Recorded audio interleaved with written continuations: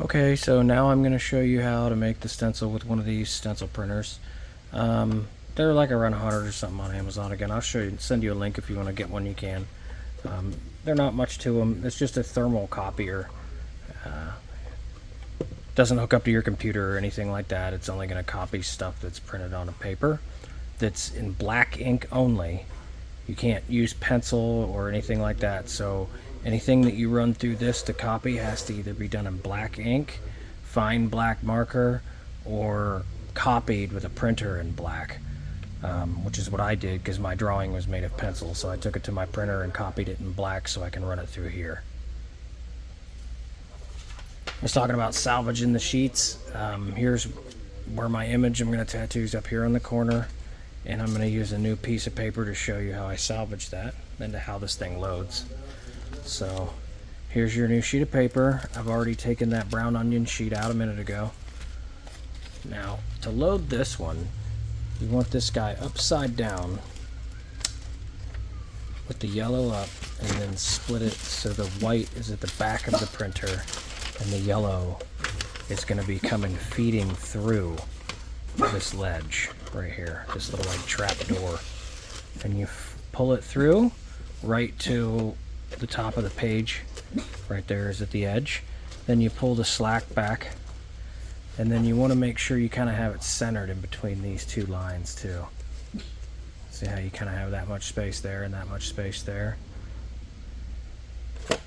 and make sure your slack is pulled out of it gently because this stuff is fragile. Now we're going to lock the top. Now I want to use the image to come out here on this corner. That way I'm salvaging the rest of the paper for more tattoos later. Whoops, sorry about that. So the way this is going to come out is you're going to feed this paper in with the image away from you, like you were going to lay it down in a copier to get printed. So you can see the light coming through it. But this is the back side. That's actually where my image is at. And whichever side you feed in first, whether it be this end of the paper or that end of the paper, that's what's going to be the top of this stencil paper right here. So basically if I feed in this end first, that will make this the top, and it will come printed out on the tissue or stencil paper just like this, and it'll be down here in this corner. See what I mean? So this will be the top, this will go in first, that will be the bottom, and the image is always away from you. So I have the image away from me, and I'm going to put in the side here to make it the top, the blank side. It makes a little beep to let you know that it's got it. Now I usually hold this yellow one. I usually got more space for this, but the camera is setting it up made it a little tight. But this mirror light over here should be on. Now that means that your image is going to come out exactly the way that you traced it. If you want it flipped, you turn that image light, that mirror light off like that. But I don't want that, so I'm going to need it on. Now I'm going to hold this yellow one to make sure that it doesn't get pulled back in through here. I kind of hold it up out of the way a little bit, kind of roll it somewhat. I've got a hold of the yellow one, and I'm just going to let it pull this one in once I hit this button.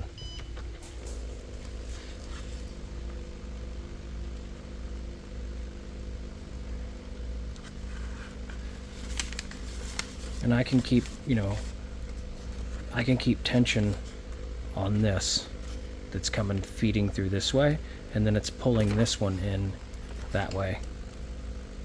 See it going down in there? We'll start hearing it copy in a second. There it goes. You can hear it make a little bit more noise now.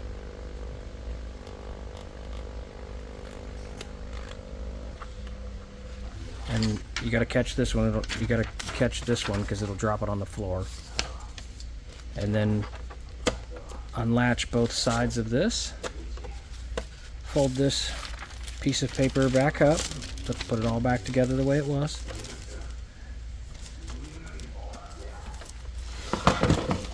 Now, grab our scissors.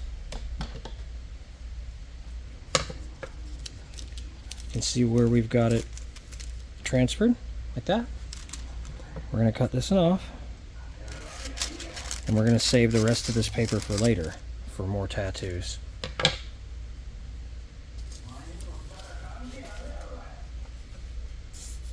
Now another trick that I've recently learned is that sometimes there's too much purple like dye on the back, and it can, like, when you put it on the skin, it can smudge and smear and make it harder to see where your, you know, like fine line really is on the skin, which I'll show you in a few minutes.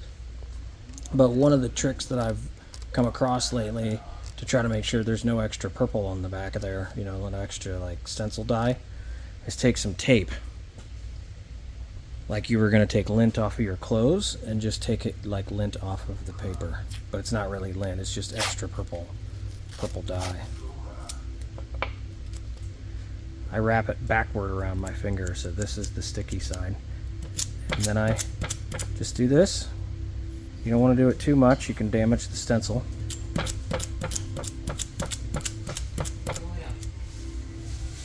You can see a little bit of it come off there. Yeah. When you're doing a fine line tattoo, it's very important. And just some 3M medical tape.